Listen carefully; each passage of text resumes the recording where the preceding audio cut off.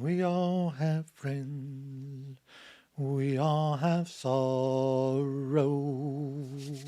Hello, I'm Larry Meisel, and welcome to Confidence on Camera, the channel for beginning YouTubers who need to overcome the self-conscious hesitation and pauses that go along with getting used to looking into that camera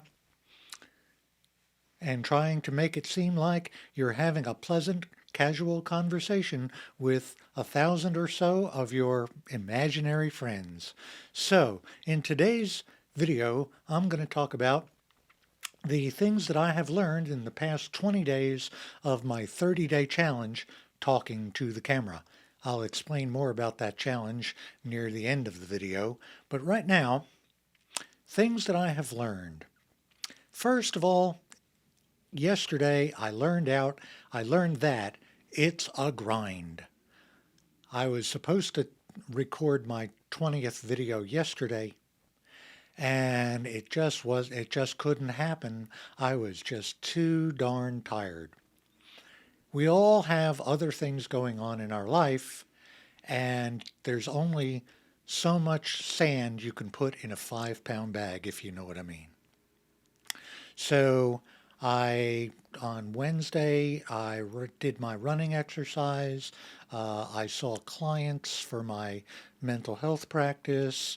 I did my strength training. And then Wednesday evening, I recorded a video. I went to a discussion group Wednesday evening. Then at 9 o'clock, I started recording the day 19 video and got done with the transferring the file to a hard drive, transferring the hard file from the hard drive up to YouTube. And then I calmed down by just binge watching some YouTube videos. Finally made it to bed by about 12 o'clock. Thursday, got up at 5:30 in the morning to go to the Y and do my swimming, and then, which I did not do because I was just too tired. I didn't leave until 11 o'clock, got home, saw a couple clients on video, finally did some strength training in the afternoon, and then finally was going to record my video, and I was just too darn tired. It didn't happen. So today, this is video 20 on day 21. You just can't do it all. So you've got to take a look at your schedule. You've got to find out what you can and cannot accomplish. And the second thing is warm up. You know, if you watch a lot of YouTube videos on talking about getting confidence on camera, how to talk to camera, they say, you know, warm up is important. And I resisted that idea for a while because I just thought I felt silly doing it. It just didn't seem like it should be necessary. But I'm here to tell you that it actually works. For about maybe a minute or so before I started recording, I did some stretching exercises that I do for a sore hip that I've got. I did some bouncing around. I did some humming. I did some singing. I just got my heart rate up from 47 to about 71. And that is what's giving me the energy to look animated and enthusiastic and trying to look spontaneous and genuine. Then the next thing that I've learned is watch other people's videos that are doing well and watch the first 30 seconds of their videos, because it was hard to imagine, but in the first 30 seconds, people watch your video and they decide, is this for me? Is this what I'm looking for? They decide, is this going to be interesting? Is this going to be helpful? In 30 seconds, they figure that out. And if the answer is no, they'll click on to something else. So look for the first, what are people who are being successful? What are they doing in that first 30 seconds? Then the next thing is, and words matter. You'll hear people describing their target audience, and you'll hear people describing about the hook and the payoff. And that's not the relationship I want to have with my audience. So instead of my target audience, I'm not a predator. Instead of my target audience, I want to think about my ideal audience. I want to think about enjoying the people that I'm speaking with and speaking to. And what's the hook?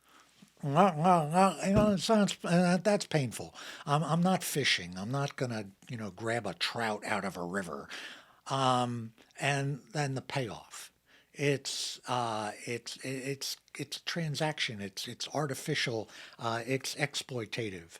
So instead of the hook and the payoff, what's the gift? What am I offering? What do I sincerely want to benefit my viewers? And then instead of the payoff, the thank you. I want a relationship where I make an offer, and when the video's over, the viewers say, that was good, that was worthwhile.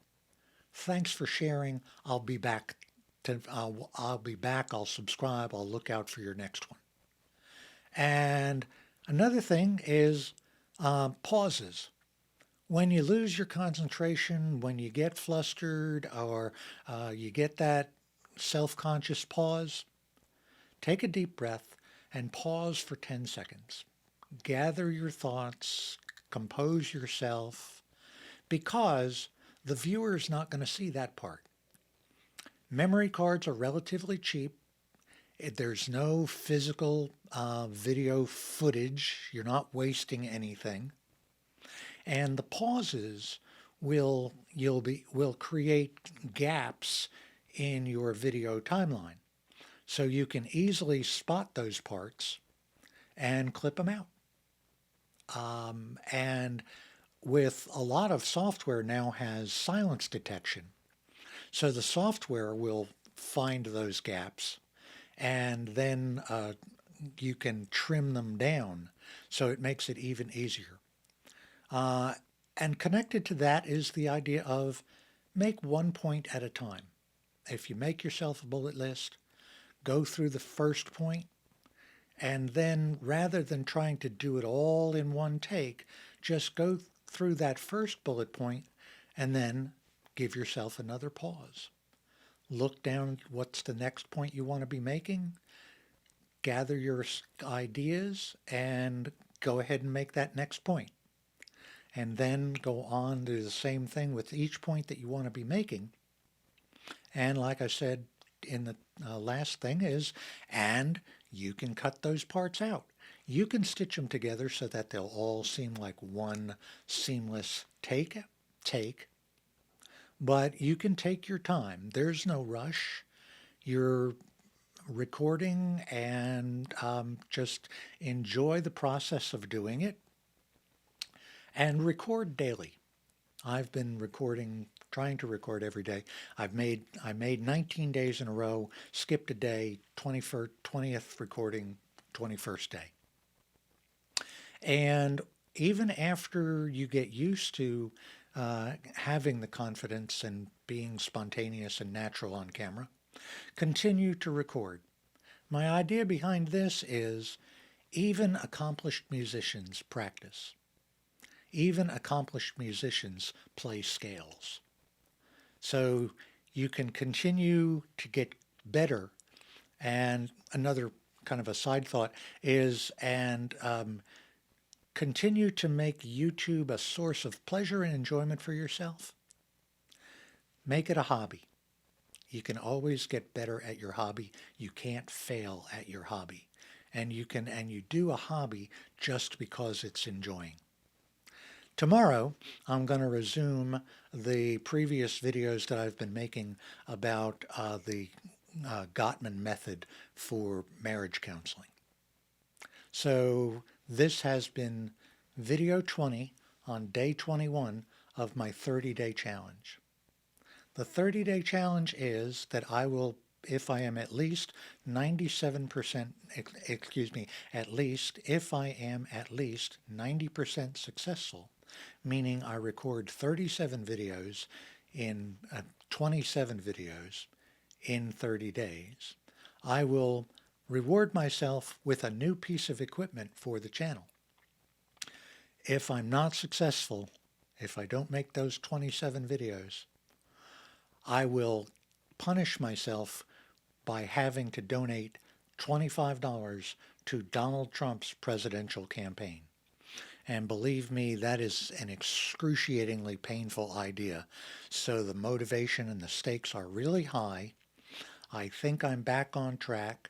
Tomorrow will be day 22, video 22, video 21, day 22. And please subscribe to my main channel. Check out my main channel, which is called The Examined Life. That channel is for people interested in the civil discussion of ideas and issues and current events, from the tremendously important to the trivial but interesting.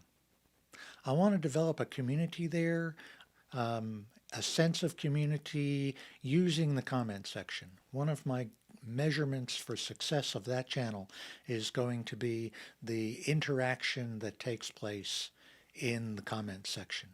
Civil interaction. Keep it polite, keep it civil. Give each other interaction and feedback. Give me interaction and feedback. And the goal for that channel, the goal for the channel is to become monetized and then donate 90% of the proceeds to Doctors Without Borders, Feeding America, a World Hunger and Poverty Relief NGO called Oxfam, and the human rights organization Amnesty International. So come back tomorrow and watch another Confidence on Camera video. Check out my main channel, The Examined Life. Help me get started helping others. If you want to help me get started before the channel gets monetized, I also have a Patreon page. A link for all of these things are in the description. Thanks for watching.